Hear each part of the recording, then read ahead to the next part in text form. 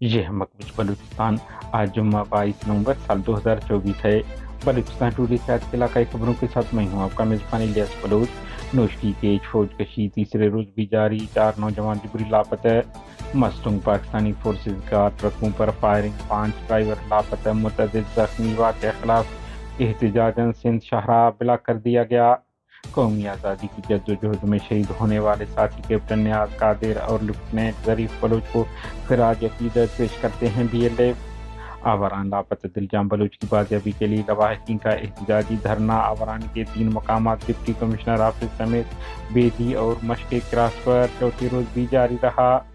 ضلع کیچ کا علاقہ دہشت گردان ایک ہفتے سے محاصرے میں ہے، متعدد نوجوان لاپتہ کیے جا چکے ہیں۔ عالمی انسانی حقوق کے ادارے نوٹس نے بلوچ یکجہتی کمیٹی